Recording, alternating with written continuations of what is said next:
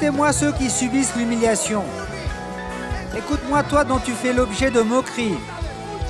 Écoute-moi toi qui es sous l'opprobre. Le jour vient, écris-le. Tu seras son trésor spécial. Il te pardonnera comme un père pardonne à son fils. Il te fera justice, il apportera la guérison sous ses ailes. Et tu sauteras comme les veaux à l'étable. Alléluia. Cuando tienes esa intimidad cerca de Él, el fuego no se puede extinguir. El fuego no se puede extinguir. Y así como Jesús sanó cuando estuvo sobre la tierra y ha sanado durante todo el tiempo desde que partió hasta este día, continuará sanando. Y yo te digo, si caminas con el Espíritu, oigan lo que el Espíritu Santo dice: haré maravillas que no han sido hechas en toda la tierra. Será cosa tremenda la que Dios hará contigo, la que Dios hará contigo. Quiero decirte, el Dios que está sobre tu vida es un Dios para el cual los imposibles no existen. No hay nada imposible para Dios. No hay nada imposible para Dios. No con ejército ni con fuerza, sino con mi espíritu, ha dicho Jehová de los ejércitos.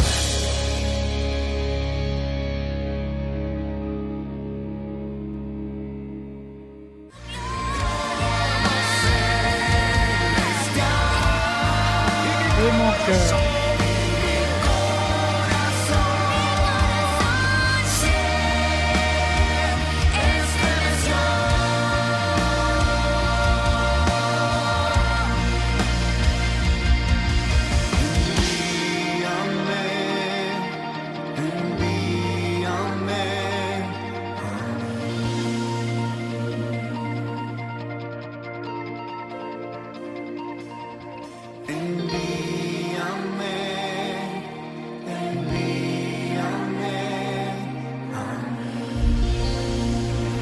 Merci Seigneur Jésus. À la croix du Calvaire, Jésus n'est pas seulement mort pour nos péchés, mais il l'a fait aussi pour nous guérir de toutes nos douleurs. Par sa meurtrissure, nous avons été guéris. La dame a dit qu'il y a un an, elle a été opérée la main. On voit la cicatrice ici. Depuis lorsqu'elle a perdu la mobilité de sa main. La cicatrice est là. Et qu'est-il arrivé? Écoutez-moi ceux qui ont des problèmes d'arthrite, qui avaient mal en ouvrant, en fermant leurs mains ou en levant leurs bras. Le Seigneur œuvre en toi. Peux-tu bouger ta main maintenant, lever les bras correctement? Il n'y a plus de douleur, tu peux bouger les bras là. Dis merci au Seigneur, il t'a guéri aujourd'hui. Il avait une rupture du tendon, Il avait une rupture du tendon, il ne pouvait plus bouger la Il ne main. pouvait pas la bouger, il allait faire s'opérer. Et il dit qu'il n'arrivait pas à faire ça. Et il allait se faire opérer. Oui, monsieur, depuis septembre, mon tendon s'est rompu à cause d'une opération que j'ai eue en 2013. J'étais en train de prier au Seigneur. J'ai reçu la parole qu'a dit le pasteur pour les pouces. Quelqu'un avec un pouce. Je ne sais pas ce qu'il a au pouce, mais le Seigneur vient de guérir ton doigt. Vérifie ta main et le doigt, et si tout va bien, je veux que tu viennes ici. Je te remercie, Seigneur. Et tu as retrouvé aujourd'hui la mobilité de ton doigt depuis cet accident en septembre. Que Dieu te bénisse. La dame a dit qu'elle a vécu un temps difficile dans sa maison. Son époux l'a abandonnée, elle ne travaillait pas, c'était une situation très dure. Elle a créé à apporter des offrandes spéciales à l'hôtel. Elle aurait resté pasteur et que cette semaine, elle a été embauchée et commence à travailler. J'avais fait un rêve, car ce n'était pas du tout dans ma jeunesse. J'ai beaucoup demandé au Seigneur et en janvier de cette année, j'ai obtenu mon diplôme technicien en gestion administrative. Amen. Merci Seigneur. Voilà la parole que le Seigneur a pour toi. C'est lui ton époux. Il est le père de tes enfants. C'est ce que dit dans Ésaïe. Tu n'as rien à craindre parce que Dieu est avec toi. Dieu est celui qui t'accompagne, qui pourvoit tes besoins, qui te garde et à tes enfants aussi. Merci Seigneur, merci. Qu'elle puisse achever ses études. Bénis-la, Père, dans le nom de Jésus. Ce monsieur avait une maladie cardiaque. J'ai une forte douleur dans la poitrine en arrivant au travail. Cela a duré environ plus ou moins une heure. La douleur ne s'est pas passée. Je suis allé à l'hôpital.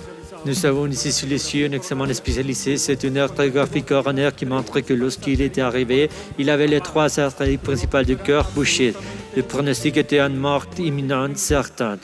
D'arriver sur champ, passer le délai de prise en charge rapide ou la probabilité de survie pour ce cas s'il n'y a pas d'intervention immédiate dans les 30 premières minutes, entraînant un niveau de muscles de dommages irréversibles. Son espérance de vie était quasi nulle. Et pasteur, on crie au Seigneur. Des gens de l'église m'ont visité et tous sont prêts pour moi. Toute ma famille est à Cucuta, Barrancabermeja, dans le centre. Le docteur a dit, ça c'est un miracle, personne ne peut se remettre de ça. On a bouché à 100% et les autres à 90%. Ils ont dû lui faire une opération à cœur ouvert et pour la gloire de Dieu, il a un cœur à toute neuf. Nous te remercions, Seigneur. Le Seigneur l'a gardé à sa vie et l'opération a été un total succès. Toute la gloire et tout l'honneur pour mon Seigneur. Dieu soit béni. Merci, Seigneur. Si tu désires connaître plus de Jésus, savoir ce qu'il a fait pour toi et ce qu'il pourrait faire pour ta vie, alors prête une grande attention aux paroles suivantes. Parce que Dieu n'a pas envoyé son Fils dans le monde pour condamner le monde, mais pour que le monde soit sauvé par lui. Celui qui croit en lui n'est pas condamné, mais celui qui ne croit pas est déjà condamné, parce qu'il n'a pas cru au nom du Fils unique de Dieu. Approche-toi avec confiance de lui et déclare aujourd'hui au nom de Jésus, je me confie en mon Jésus. Je déclare qu'il est mon Seigneur, je confesse qu'il est mon Seigneur et mon Sauveur. Je déclare que je veux croire en lui. Je déclare qu'il vit dans mon cœur. Et aujourd'hui, tu as un droit, le droit d'être appelé enfant de Dieu. Seulement en confessant que Jésus est le Fils de Dieu. Alors, si nous sommes prêts, c'est très simple. Tu vas le déclarer avec ta bouche. Et je vais t'accompagner dans cette déclaration que tu vas faire à mon Jésus. Amen. Ferme tes yeux et dis avec moi, Seigneur Jésus, j'ai besoin de toi. J'étais pécheur. Je me suis éloigné de toi. Mais je retourne à toi de tout mon cœur. Lave mes péchés avec ton sang. Inscris mon nom dans le livre de la vie éternelle. Ne l'efface jamais. Aide-moi. Je vais être fidèle à toi tous les jours de ma vie et apprends-moi à marcher dans la fidélité jusqu'au jour où je serai avec toi pour l'éternité. En victoire, au nom de Jésus, Amen et Amen. Donnons ce grand applaudissement à mon Jésus. Dans ce qui suit, tu écouteras une puissante prédication qui édifiera ta vie et te donnera la conviction dans ton âme que le Seigneur combattra toujours pour toi. Ne te distrais pas, parce qu'une seule parole peut changer ta vie pour toujours. Avec vous, le pasteur Ricardo Rodriguez. Malachie 3 et le verset 13. Si tu es là, Malachie est le dernier livre de l'Ancien Testament. Et le verset 13, 3:13. Vos paroles sont rudes contre moi, dit l'Éternel. Et vous dites, qu'avons-nous dit contre toi? Vous avez dit, c'est en vain que l'on sert Dieu. Qu'avons-nous à gagner à observer ses préceptes et à marcher avec tristesse à cause de l'Éternel des armées? Maintenant nous estimons heureux les hautains. Oui, les méchants prospèrent. Oui, ils tentent Dieu et ils échappent. Alors ceux qui craignaient l'Éternel se parlèrent l'un à l'autre. L'Éternel fut attentif et il écouta. Dis avec moi, il écoute. Il écoute ce que tu dis à ton ami. Et un livre de souvenirs fut écrit devant lui pour ceux qui craignent l'Éternel et qui honorent son nom. Ils seront à moi, ils seront à moi, dit l'Éternel des armées. Ils m'appartiendront un jour que je prépare. J'aurai compassion d'eux, comme un homme a compassion de son fils qui le sert. Et vous verrez de nouveau la différence entre le juste et le méchant, entre celui qui sert Dieu et celui qui ne le sert pas.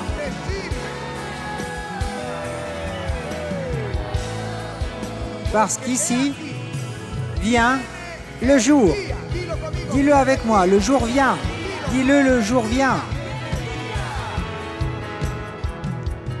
Le jour vient, ardent, comme une fournaise. Tous les hautains et tous les méchants seront comme du chaume. Le jour qui vient, dis-le, le jour qui vient, les embrasera, dit l'Éternel des armées. Il ne leur laissera ni racines, ni rameaux. Mais pour vous qui craignez mon nom, où êtes-vous? Se lèvera le soleil de la justice, et la guérison sera sous ses ailes. Vous sortirez et vous sauterez comme les veaux d'une étable. Et vous foulerez les méchants, car ils seront comme de la cendre sous la plante de vos pieds. Au jour que je prépare, dit l'Éternel des armées. Amen et Amen. Il y a des moments dans notre vie où notre foi diminue. Quand l'épreuve est au point le plus critique, quand on ne voit pas la fin du tunnel, la lumière, quand on ne voit pas une lumière d'espérance, et nous nous posons des questions comme: est-ce que ça vaut la peine de servir Dieu? Jusqu'à quand crierai-je pour que tu entendes? À quoi sert-il de garder ces commandements? Les hautains prospèrent. Ils te défient et ils échappent. Et tes promesses, Seigneur, jusqu'à quand? Ne t'inquiète pas, dans la Bible, certains se posent la même question. Il en existe plusieurs, comme Asaph dans le psaume 73, qui fait la même remarque. Ou le prophète Habakkuk qui dit: « Jusqu'à quand, ô Éternel, j'ai crié et tu n'écoutes pas. J'ai crié vers toi, à la violence, et tu ne secours pas. Pourquoi me fais-tu voir l'iniquité et contemples-tu l'injustice? Pourquoi l'oppression et la violence sont-elles devant moi? Il y a des querelles et la discorde s'élève. Aussi, la loi n'a point de vie, la justice n'a point de force. » C'est le genre de question qu'on se pose. Les hommes de la Bible l'ont fait, mais Dieu leur a répondu. À Habakkuk, il dit, parce qu'il dit: « J'étais à mon poste et je me tenais sur la tour. Je veillais pour voir ce que l'Éternel me dirait et ce que je répliquerais après ma plainte. L'Éternel m'adressa la parole et il dit: « Écris la prophétie, écoute ça, écris la vision. Dis-le avec moi, écris la vision. Dis-le, écris la vision, parce que je veux vous parler de ça. Écris la vision. » Et le Seigneur lui dit: « Écris la vision, grave-la sur des tables, afin qu'on la lise clairement, car c'est une vision dont le temps est déjà fixé. Elle marche vers son terme et elle ne mentira pas. Si elle tarde, attends-la, car elle s'accomplira certainement. » Quelle vision? La vision du chapitre 3 qui dit: « Dieu vient de Théman. » Il commence à voir la main de Dieu venir. Sa majesté couvre les cieux et sa gloire remplit la terre. Combien veulent cela? C'est comme l'éclat de la lumière. Des rayons jaillissent de sa main. Et là se cache sa force. Alléluia. Écris la vision.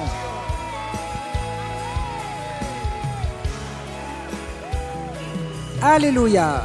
Maintenant, dans le livre de Malachie, Dieu est en train de dire, j'entends ceux qui parlent, se plaignent en disant, ils sont bien heureux les hautains parce qu'ils échappent, il ne leur arrive rien. À quoi cela nous sert-il? Nous sommes affligés. À quoi sert-il d'être affligés dans la présence du Seigneur? Alors le Seigneur dit, écrivez un livre. Alors je pense que je suis en train de spéculer. S'il vous plaît, comprenez-moi. Il y a un grand registre devant Dieu et il y a différents livres. Mais un de ces livres est destiné. Ce livre est pour la mémoire devant Dieu qui dit, pour ceux qui craignent l'Éternel et qui pensent à son nom. Et quand tu ouvres le livre, il dit cela. Ils seront pour moi mon trésor spécial, le jour où j'agirai. Et je leur pardonnerai, comme un père pardonne à son fils. Et la guérison est sous mes ailes. Et je leur ferai justice. Alléluia. Et ils sauteront comme les veaux à l'étable. Alléluia. Vient le jour que Dieu a préparé. Écoute-moi, toi qui te plains. À quoi me sert-il de servir le Seigneur? À quoi me sert-il de crier? Il y a un livre qui est destiné pour ceux qui craignent Dieu et ceux qui espèrent en lui et ceux qui pensent à lui. Ils seront pour moi mon trésor spécial. Alléluia. Écris. Nous avons cette parole. C'est un livre pour nous et un livre qui est la mémoire de Dieu. Toutes les promesses de Dieu dans cette parole sont pour toi et pour moi. Alléluia. Écris dans un livre qu'ils seront mon trésor spécial. Vous savez bien en quelle année nous sommes, pas vrai? Dis avec moi, Exode. Exode.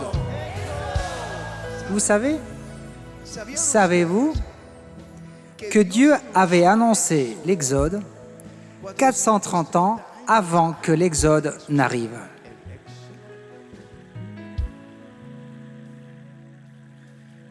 Que Dieu annonce l'Exode de la descendance d'Abraham, alors qu'Abraham n'avait pas de fils. Dieu lui donna une vision qui est écrite dans Genèse au chapitre 15. C'est pourquoi il dit « Écris la vision ». Et dans la vision, Dieu lui montre ce qui va arriver et il lui dit « Sache que tes descendants seront étrangers dans un pays qui ne sera point à eux. Ils y seront asservis et on les opprimera pendant 430 ans. Mais je jugerai la nation à laquelle ils seront asservis. Et ils sortiront ensuite avec de grandes richesses. » Ça ne vous semble pas impressionnant? Ce jour-là, l'Éternel fit un pacte à Abraham en disant « Je donne ce pays à ta postérité, depuis le fleuve d'Égypte jusqu'au grand fleuve, un fleuve d'Éphrate. » Dieu lui donne une vision 430 ans avant l'Exode, avant qu'Abraham n'eût des enfants. Ce jour-là, il pleurait parce qu'il n'avait pas d'enfants. Et ce jour-là, Dieu lui dit « Je te donnerai une descendance, mais elle vivra en terre étrangère. Elle sera esclave, mais 400 ans plus tard, je les ferai sortir avec des richesses. » Et le livre d'Exode était inclus dans Genèse. Le livre d'Exode commence avec un cri des enfants d'Israël, la descendance d'Abraham, qui vivait alors en Égypte et s'était multiplié jusqu'à 600 000 hommes de guerre, plus les femmes et les enfants. probablement 2 millions de personnes. Ils étaient esclaves et on abusait d'eux. On les affligeait et on les opprimait. On les traitait injustement. Ils ont commencé à pleurer et à crier.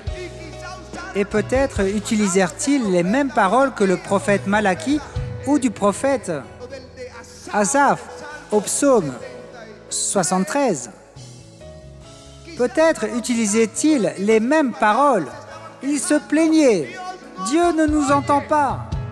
Mais l'Écriture dit, longtemps après le roi d'Égypte mourut, et les enfants d'Israël gémissaient encore sous la servitude et poussèrent des cris que leur arrachait la servitude, montèrent jusqu'à Dieu.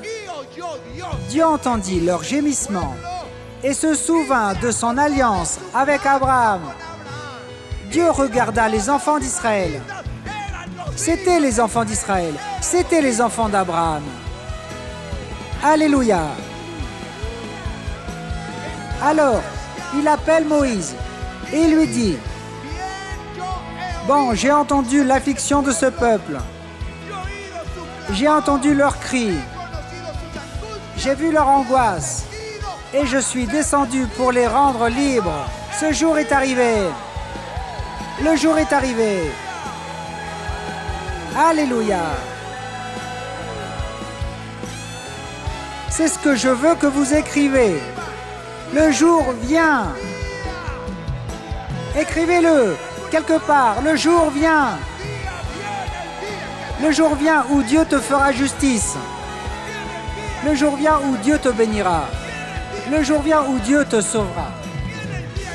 Le jour vient où Dieu t'aidera. Le jour vient où je serai son trésor spécial. Alléluia. Écoutez-moi ceux qui subissent l'humiliation. Écoute-moi toi qui fais l'objet de moqueries de plusieurs. Écoute-moi toi qui es sous l'opprobre. Le jour vient. Écris-le. Tu seras son trésor spécial. Il te pardonnera comme le Père pardonne à son Fils. Il te fera justice. Il apportera la guérison sous ses ailes. Et tu sauteras comme les veaux à l'étable. Alléluia. Alléluia. Là se trouve le paralytique de Bethesda. 38 ans, qu'il voulait entrer dans la piscine pour être guéri. Et Jésus apparaît et dit, « Veux-tu être guéri ?» Et lui, « Mais personne ne me met dans les eaux quand les eaux sont agitées. » Et Jésus lui dit, « Lève-toi, prends ton lit et lève-toi, c'est ce qui vient pour toi. » Des années à clamer en attendant quelque chose. Le Seigneur Jésus, à un certain moment, va se présenter devant toi. Lève-toi, lève-toi, il n'arrive jamais trop tard. Et le jour où Marthe et Marie pleuraient, parce que Jésus n'avait pas entendu leur prière, parce qu'il ne vint pas à temps, et leur frère était mort. Mais 4 jours plus tard, le Fils de Dieu vient, il se tient là et dit, « Je suis la résurrection et la vie. Celui qui croit en moi ne mourra jamais. » Alléluia. Alors écrit dans un livre qui est là, à ceux qui craignent son nom, à ceux qui gardent sa parole, à ceux qui pensent à son nom. Il dit, ils seront pour moi un trésor spécial. Y a-t-il quelqu'un qui pleure? Qu'il vienne ici parce que cette parole de Dieu est pour ta vie. Qu'il vienne à l'autel maintenant. Et dis-lui, ceci est mon jour. Et Dieu a dit, écris, le jour vient. Le jour vient.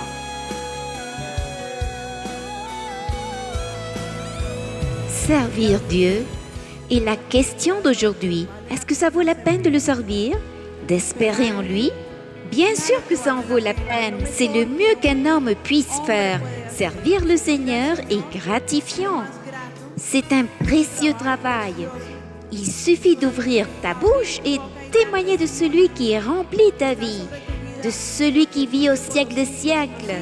Bien sûr que ça vaut la peine de le servir, parce que ta récompense viendra, soudainement elle viendra.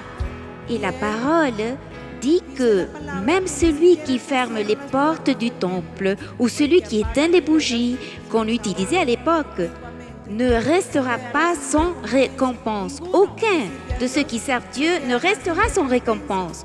Et la façon de le servir actuellement serait précisément en témoignant, en parlant à d'autres de Christ. Avec ton seul témoignage, parfois, tu parles plus qu'avec tes paroles. Et si nous allons le suivre, et si nous allons le servir, alors tu peux dire, c'est l'année de l'Exode. C'est l'année où je vais recevoir ma bénédiction. C'est l'année où je crois de tout mon cœur que le Seigneur vient avec la bénédiction, qu'il me sortira de ses angoisses, qu'il me sortira de ce temps d'esclavage. Parce que ça, c'est ce que veut Satan, que tu sois un esclave. Vas-y, lève tes mains.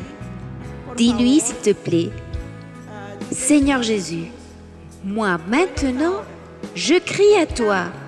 Je te demande, sors-moi de l'esclavage. Que Satan ne puisse plus me toucher, ni mes finances, ni ma santé, ni le salut de ma famille, ni rien de ce que tu as pour me bénir. Protège-moi, Seigneur. Fais comme tu as fait avec Job. Tu as mis des clôtures autour de lui, et Satan ne pouvait pas le toucher. Seigneur, s'il te plaît, nous voici abandonnés devant toi. Et nous pouvons dire, tu peux dire et tu peux écrire que le temps de Dieu s'est approché, que déjà il vient, que la nuit est très obscure, mais que déjà vient cette matinée claire et précieuse pour ta vie. Amen. Alléluia. Merci, Seigneur. Merci Jésus. Merci Seigneur. Si peut-être c'était l'ennemi qui te parlait, que tu perdais ton espérance, peut-être es-tu l'objet d'humiliation. Le harcèlement ne se passe pas seulement dans les collèges, ça se passe dans la vie, ça se passe avec les membres de ta famille qui se moquent à cause de ta foi, ça se passe avec le chef qui t'opprime, avec ton collègue de travail qui se moque. Cela te vole la bénédiction, c'est le diable qui t'opprime. Mais le Seigneur dit, écrit dans un livre, le jour vient où tu seras mon trésor spécial. Il vient le jour où je leur pardonnerai comme le Père pardonne son Fils qui le sert. Il vient le jour où je les guérirai. Il vient le jour où je leur ferai justice. Il vient le jour où tu sauteras comme le veau à l'étable. Il vient ce jour où tu seras son trésor spécial. Donnons un grand applaudissement au Seigneur.